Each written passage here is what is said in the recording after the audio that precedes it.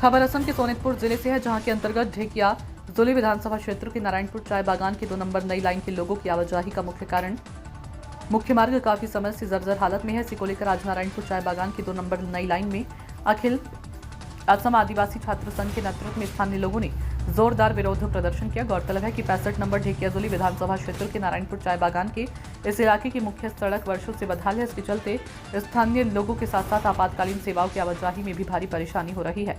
संघ के अखिल भारतीय असम आदिवासी छात्र संघ के नेतृत्व में पीड़ित लोगों ने प्रदर्शन किया। प्रदर्शनकारियों ने हमारी टूटी सड़क बनाओ, सरकार अपने पुराने वादे पूरे करो, वादे करके निभाने वाले जनप्रतिनिधियों मुर्दाबाद, जो सरकार सड़क नहीं बना सकती वह सरकार हाय हाय और हमारी मांग जायज है जैसे नारे लगाते बागान का माहौल गर्म कर दिया। प्रदर्शन स्थल पर अखिल असम आदिवासी छात्र संघ और स्थानीय लोगों ने आरोप लगाया कि बार बार स्थानीय जनप्रतिनिधियों को मांग करने के बावजूद अब तक टूटी हुई सड़क के निर्माण की कोई व्यवस्था नहीं की गई। इसलिए हम आज विरोध प्रदर्शन करने के लिए मजबूर हुए हैं। प्रशांत वैश्य की रिपोर्ट। निर्माणर कारणे दाबी जनाइছে কি কব এই ক্ষেত্ৰত কি কম মানে আমি যে পথৰ কাৰণে নিজৰ ঘৰৰ কাৰণে আমি ইমান ৰাজ্য হৈ পেলাই এতিয়া বয়স হৈ গৈছে, তথাপি আমি একোই পোৱা নাই। তেওঁক আমি ভোট দি পেলাই পাম কি? আমি যদি আজিও চাইছো সেইটো, কালিও চাইছো সেইটো, পৰহি চাইছো সেইটোৱে, তেন্তে আমি বিজেপি চৰকাৰক কেনেকে সন্মান কৰিম আৰু কেনেকে ভোট দিম?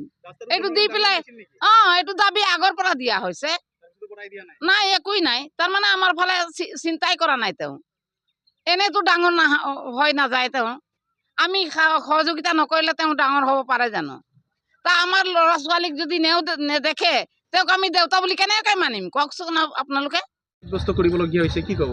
হয়, ৰাস্তা নাৰায়ণপুৰ চাহ বাগিচাত এই 2 নং নতুন লাইনত এই ৰাস্তাৰ নিৰ্মাণৰ কামৰ কাৰণে আমি দীৰ্ঘদিন ধৰি চৰকাৰ দাবী জনোৱাৰ পিছতো চৰকাৰে আজি এই ৰাস্তাখন নিৰ্মাণ কৰা সক্ষম নহ'ল। গতিকে আমি আদিবাসী ছাত্ৰ সন্থাৰ লগতে স্থানীয় ৰাইজৰ সহযোগত যদি অতি সোনকালে এই ৰাস্তাখন যদি নিৰ্মাণ কৰি তুলি নলয়, তেন্তে বিজেপি চৰকাৰ নাৰায়ণপুৰ চাহ বাগিচাৰ পৰা একেবাৰে নিষিদ্ধ কৰিম আৰু বিজেপি চৰকাৰক আমি পৌষেতা দিবৰ কাৰণে আমি বাধ্য হ'ম। এয়া মোৰ মন্তব্য।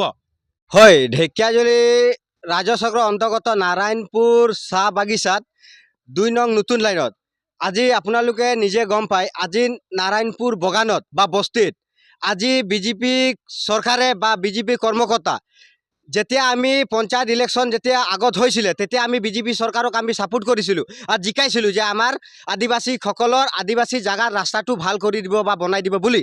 তেখেতে এতিয়া আজি ভোটটোহে বিচাৰিব আহে, ইলেকশ্যন আহিলে ভোটটো বিচাৰিব আহে। আজি 4 বছৰ বিজেপি চৰকাৰে বা বিজেপি কৰ্মকৰ্তা ক'ত গৈছিলে?